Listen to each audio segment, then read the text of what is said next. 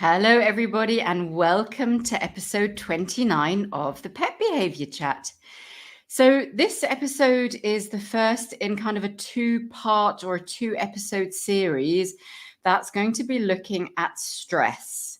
And stress is such a big topic, an important topic, not only in the pet world, but also for us as humans. And I want to talk a little bit about the impact that stress has on our pets and what we might see in a clinical setting relating to stress. So in today's episode, I'm going to do a little bit of an introduction to stress. I'm going to talk about what is stress, what are the different types of stress, what's the actual physiological response to stress. And then I'm going to talk a little bit about my stress bucket model, which is not mine. It's been kind of proposed by a number of different people in a number of different varieties, but it gives a nice visual idea of what chronic stress might look like and what we can actually do to combat it. And then in next week's episode, episode 30, I'm actually going to be talking to the lovely Dr. Gael from a company called Nova Pharma here in the United Arab Emirates, who are the distributors of Hill's Pet Food. And we're going to talk about two very specific physical health presentations of stress, which are super interesting. And it's going to be such a great episode that I think you'll enjoy a lot. And we're going to be talking about, how we can kind of help treat stress and stress-related physical disease with the help of diets and a few other things. So that's a little bit of an overview of my two-part stress series. So let's get started. So I guess the first thing to think about is what actually is stress. And I think the first really important thing to think about is that stress is a totally normal response that the body has to a stressor. And what is a stressor? A stressor basically can be anything that brings our bodies or our physiology out of a homeostatic state or out of equilibrium. And so what do I mean by that? So an organism, a body, whether that's a human or an animal or even a single cell organism, is always striving to be in an optimal state, a state that we call homeostasis, where everything that it needs for its survival and reproduction, whether that's physiological or mental and emotional, sits at an optimal state. So that's homeostasis. And stressors are all the things that come along. Now, they can be physical things such as a change in temperature or a feeling of hunger or thirst. But they can also be mental and emotional stressors, feelings of anxiety or fears that can bring that organism out of homeostasis. And what the body then does is it kind of utilizes all these mechanisms, or it kicks into action all these mechanisms to try and bring itself back to a state of homeostasis, of optimal being. And so when we think about that in a physiological sense, there are two main systems that make up the physiological stress response. And what they do is they release a cascade of hormones that help to kind of bring that body back into that state of homeostasis. The first one is called the SAM, S-A-M, the sympathetic adrenomedulla system. So that's basically a system by which the adrenal gland, which is a tiny gland that sits next to your kidney, releases what we call catecholamines into the bloodstream, and they are adrenaline and noradrenaline. If you're kind of listening to this from the US, you might know it as norepinephrine and epinephrine. For us kind of UK English-speaking people, it's adrenaline and noradrenaline. And adrenaline and noradrenaline bring about a number of changes in the body that help to bring us back to a homeostatic state. So that might be increasing blood pressure or heart rate in order to be able to escape from a threat. And that's kind of essentially that fight or flight response. So stress is also a protective mechanism. It keeps us safe. It can save our lives. It kicks into action all of these mechanisms that cause us to like I say, escape from threats and stay safe, therefore protecting our survival and therefore the ability to pass on our genetic material, which, if you think about it in an ethological and evolutionary point of view, from an ethological and evolutionary point of view, that's really important, that kind of whole survival of the fittest piece. So that's the SAM, the SAM, the sympathetic adrenomedulla system. And the second system is the HPA axis, or the HPA system, which is the hypothalamic pituitary adrenal system. And again, it starts in the hypothalamus, which is a part of the brain. It gives signals to the pituitary gland, which sits at the base of the brain. And that in turn sends signals again to that little adrenal gland. You can see how important that teeny tiny little gland is for us, which sits next to the kidneys.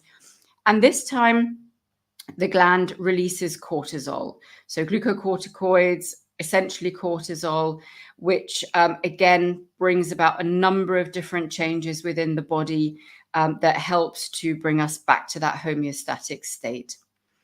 So those are the physiological mechanisms of stress. Now, we can think about stress in a number of different ways. So we can actually think about stress being a positive thing, right? Sometimes we have positive stress or positive stressors, and they are usually stressors that briefly bring us out of a state of equilibrium, but that have long-term gains. So for example, at the moment, I'm studying for my board exams, and that's causing me a considerable amount of stress, or some amount of stress, but it's kind of positive stress because I know it's going to have a long-term gain, and I'm actually quite enjoying the studying, but at the same time, it is kind of, bringing me out of my perhaps normal flow and into a state of stress. We can also think about exercise, for example, being a positive stressor, right? It's challenging our body, it's bringing it out of that state of rest and equilibrium, but it can absolutely have long-term gains. So stress doesn't always have to be a negative thing. We also know that experiencing a small amount of stress actually helps us to learn and to create memories and retain memories. So stress doesn't always have to be a negative thing. The second thing that we can think about are moderate levels of stress. So these are stressors that perhaps don't have that long-term positive gain, but that we can essentially cope with. So, those might be things such as, for example, the loss of a loved one in some cases, or, having perhaps an element of stress at work that's moderate, but that we can cope with. And those coping mechanisms are often supported by our social networks, our social circles, and it's a stress that we can somehow deal with or cope with. The stress that is not so great is what we refer to also as toxic stress. A synonym for that would be chronic stress. And those are levels of stress that perhaps are so extreme or so persistent that we struggle to cope with them, or we're no longer able to cope with them. And that stress might occur over a long period of time, and therefore it can lead to dysregulation of this stress response that I mentioned. So that's the HPA axis and the SAM system. And chronic stress oftentimes is what we think about when we think about pathological presentations, or when I see patients, in my behavior clinics that have perhaps been stressed for a long time, have undergone chronic stress, and now they just can't cope with it anymore. They've lost all of their coping mechanisms. That stress response is dysregulated, and we need to start intervening with, some treatment strategies that are able to start counteracting that. And there are actually a number of really important things that happen to the body in times of chronic stress. There are a number of effects actually to the brain that we can actually get toxicity to cells in the hippocampus. So the hippocampus is a part of the brain that's involved in memory formation. And if we have chronic stress, that whole kind of glucocorticoid system gets dysregulated. We might have excessive glucose or glucocorticoids in around the hippocampal area, and that can actually cause cells in the hippocampus to die off. It can also cause damage to the prefrontal cortex. So the prefrontal cortex is the part of our brain that's involved in thinking, reasoning, making good decisions. And that might go some way to explaining why, if you're chronically stressed, you perhaps don't make the best decisions anymore. That whole kind of sensible regulatory decision-making process, making good decisions, that becomes affected. Chronic stress interferes with learning at a cellular level. So I just mentioned that acute stress or short stress are actually positive or beneficial to learning. But if you have chronic stress, you just can't learn anymore. And that's something that I often see with my patients, is that whole learning piece is really damaged and difficult. And we have to get them back to a place again where they can actually learn new and perhaps better responses. From a physical point of view, so that's a little bit the brain. There are a couple of other things, but those are the things that we think about when we think about chronic stress and how it affects the brain. And of course, it can affect different animals and people in different stages of their lives differently. So if you think about developmental stages in pets, that very crucial sort of from prenatal through to socialization, through to adolescence piece, we already have a brain that's challenged by those developmental stages. And then if we add in chronic stress to that, that can be really detrimental and deleterious to behavioral and mental and emotional health. But we also have effects of chronic stress on the physical body as well. And that's something that I'm going to be talking in next week's episode with Dr. Geil about.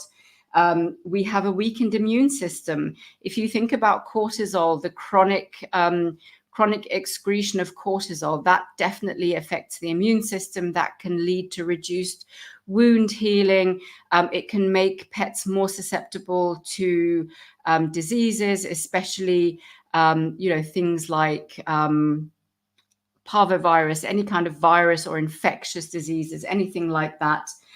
If we have, a weakened immune system through chronic glucocorticoids, all of those things can occur. So there are a number of things that can go on. And then if we think about that kind of increased adrenaline and noradrenaline that courses through the body, we know that that's going to have effects on our cardiovascular health, perhaps respiratory health. So there's quite a lot in there. If we think about chronic stress and how that affects both the physical and the behavioral health of our pets. So something to think about, and something that I think, is really important. We're going to deep dive into that further next week. But they're definitely things that we want to think about when we think about treatment plans, when we want to be thinking about treating physical health disease. Also, when we think about, how animals experience the hospital environment, if they come into the veterinary clinic and let's say they're in the veterinary clinic for a period of time and they're experiencing that initially acute, then chronic stress, how is that actually going to affect how they recover from disease, how they recover from surgery? Also, how is stress perhaps in the examination room? How is that going to affect our pets? And how is that going to perhaps make it more difficult for our vets to get a true reading, a true picture, be able to get true diagnostic data and be able to actually make diagnoses? So yeah, a lot to think about when we think about stress. So I want to move on to what I call my stress bucket. And I want to talk about this today because it's an analogy that I use in the majority of my behavior cases. And it often gives pet caregivers, pet parents, a really good visual picture of what their pet might be dealing with. And it also gives them a bit of a visual when we start talking about our treatment plan of what we're actually trying to achieve. Now, Dr. Sarah Heath calls it her SYNC model. In human psychology, it has been referred to as the bucket model. I quite like the picture of a bucket. And essentially, the bucket or the vessel is a synonym for the emotional capacity, or the capacity, maybe not just the emotional, maybe also the physical capacity for an animal to be dealing with stressors. So the first thing that we think about is the size of that bucket. So if you think about an animal that perhaps has a very small bucket, a very small sort of resilience, or a very small coping ability or ability to cope with stressors, that might already set us up for not the best outcome, right? Not a great chance of success. And what is it that influences the size of that bucket? Well, and this is where we come back to genetics, thinking about both inherited pieces that can come from the mother, the father, the grandmother, the grandfather. So that real kind of genetic piece. And I've actually just been studying genetics, so that fits quite nicely. We do believe that there are some behavioral traits that have a heritability, things such as fear, anxiety, aggressive behaviors, perhaps compulsive behaviors. It has not been researched enough yet, and there are definitely still some challenges with that, and especially with finding those kind of genetic locations in the DNA. But for sure, there is a genetic component to that. And not only is it genetics, but we also talk about epigenetics. And essentially, epigenetics are how the environment influences the expression of genetic code. So whether the environment is going to enable a gene to be turned on and build proteins, or whether that gene is going to not be turned on and not build those specific proteins. And epigenetics are so far reaching, and they can be essentially many, many different environmental factors that can play a role as to how that genetic material is expressed. And again, this often happens in developmental stages. So we often think about things such as nutrition and exercise, whether perhaps the mother, when she's pregnant with the puppies, whether she's experiencing a lot of stress, and whether that in turn already epigenetically influences the puppies or the kittens in the womb, and how those genes are perhaps turned on or off, and what that means for those animals in later life. So the size of the bucket is a representation of your genetics and perhaps your epigenetics, maybe also your early life experiences. But essentially, it gives us a bit of an idea as to how resilient that animal might be to coping with stresses, and how and how they're almost kind of set up or predisposed to coping with the environment that they find themselves in. And the thing that I always think about with the size of the bucket, is it small, is it big, is and how can we influence that, right? Because how do we influence genetics? How do we influence epigenetics? How are we actually going to be able to have an impact there from a treatment plan point of view? That's where I oftentimes think about psychopharmaceutical medication being able to help, because it can readdress perhaps to some degree whether certain proteins have been produced. So perhaps proteins that produce neurotransmitters, maybe neurons that produce neurotransmitters, if they haven't been expressed, or if the epigenetics for that hasn't been expressed, then we might be able to support that with psychopharmaceutical medication. Similarly, diet, supplements, pheromones, all of those things might be able to take an effect here. So that's the size of our stress bucket. The second thing that I often think about is, or that we think about, is how full is that animal's bucket? How many stressors does that animal have to cope with on a daily, weekly, monthly, yearly, minutely, hourly basis? And these are essentially all of those stressors that I spoke about at the beginning. So all of those things that the animal experiences that are going to bring either their physical or behavioral systems out of equilibrium, out of homeostasis. So classical stressors can be things such as social relationships. So let's say, for example, a dog's living in a family and they don't have a good social relationship with perhaps another family dog, or maybe the family cat.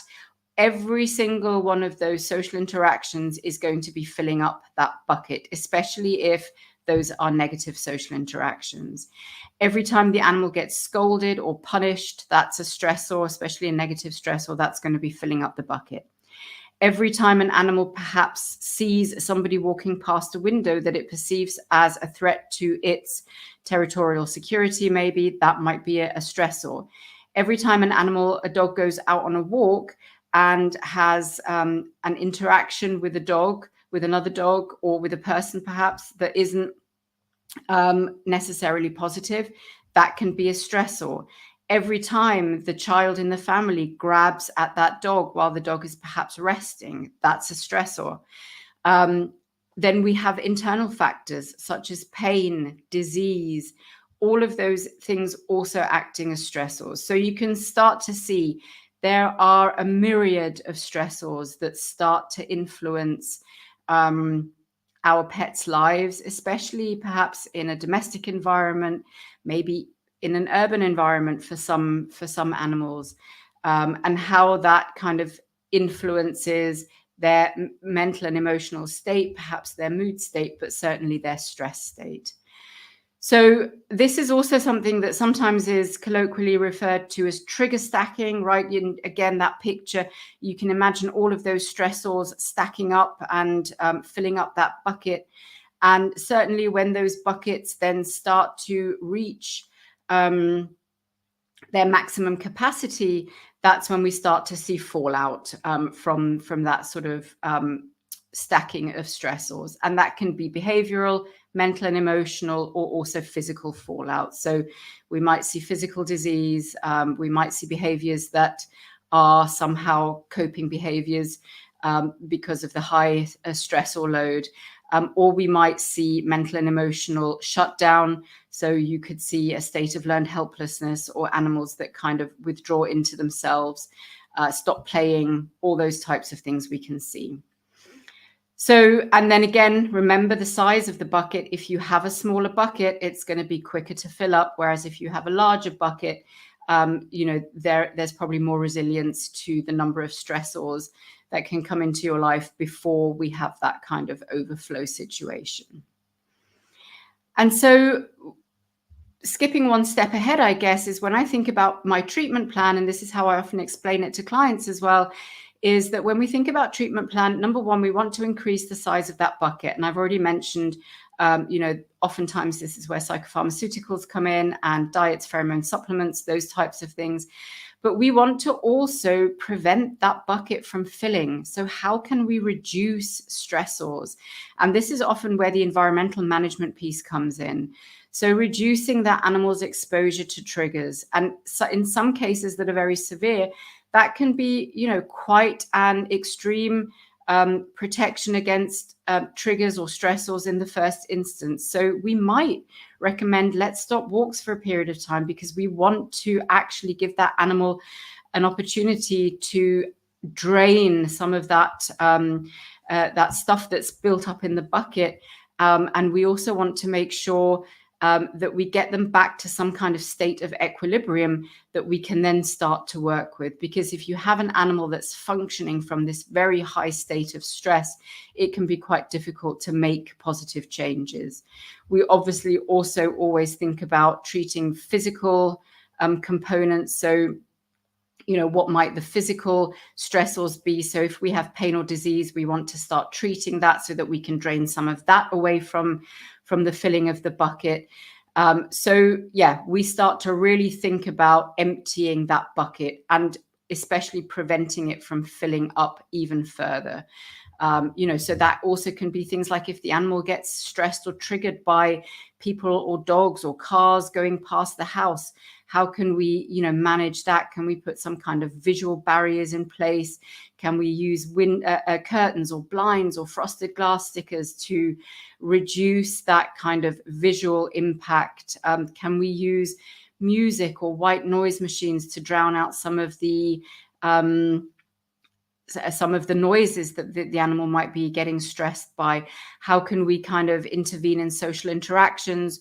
Do we need to put some kind of physical separation or barriers in place? How do we ourselves interact with our pets?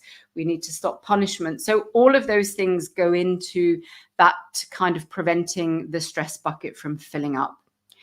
And then the final piece to that is, what are things that we can do to actively help drain the bucket?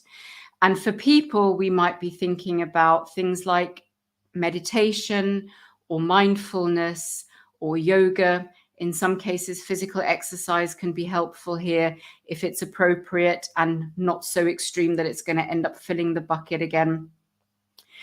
And for our pets, things that drain the bucket are things such as routine, predictability, an element of control and choice, but also things such as sniffing, licking, chewing. Those are your equivalents to your yoga, your meditation, perhaps gentle exercise where it's appropriate. That has to be very kind of carefully thought about and very individually thought about. But we want to make sure sleep, that's another big one, right? Another big drain of the bucket. So we want to make sure that all of these foundational pieces are in place. And I'll often ask clients to, make a sleep diary for me. Can their animal actually find deep, restful, restorative sleep? Or is it being interrupted, or is it suffering from hyper vigilance type disorder or an anxiety disorder that comes with hypervigilance, pacing, patrolling, where it can never actually find any rest? So again, I'll just repeat those. So sleep, routine. We know that many people and animals thrive on routine, which gives a sense of predictability, that knowing what's coming next, and that being able to kind of have a routine that also the physical body can adapt to. That can also mean routines in diets, how the animal's being fed in an enriching way. So all of those kinds of things. So sleep, routine, predictability, control and choice, that's a really important one. And we know from a number of different studies that both in humans and in animals, increasing a sense of control and choice really helps to kind of drain those stress buckets. And that can be as simple as offering your dog a little tasting platter with many different things on there. You could use a little muffin tray and put in there a little bit of vegetable, a little bit of fruits and blueberries. Maybe lots of dogs like that. Maybe a little bit of scrambled egg, maybe a little bit of cottage cheese, and actually allowing them some variety, choice, and some control over what they maybe eat first. We control so many aspects of our pets' lives, everything from what they eat through to whether they can reproduce, through to what times of the day they're allowed to go for walks, over what kind of environment they live in, what kind of social interactions they are sometimes forced to engage with. So we control a lot of our pets' lives. So we want to try and give them back a little bit of that control. So those things are important for draining the bucket. And then, as I mentioned, things such as sniffing, particularly important in dogs, licking and chewing, also important in dogs. Those are all behaviors that are what we call bucket draining behaviors. For cats, I would talk about resources here. So, making sure that they have all the resources they need to be able to feel like there is an abundance in their world. And when we talk about resources in cats, we mean toileting areas, whether that's outside or litter boxes, resting areas, sleeping areas, food and water stations, toys, access to people, access to play. All of those things are resources, really important resources for cats. So when I think about draining that bucket, one of the first things that we do is we go in, we assess the environment that the cats are in, and we think about resources. Resource also for cats is space, right? An important piece of space, territory to some degree. And we start to look at and think about how we can optimize that cat's resources.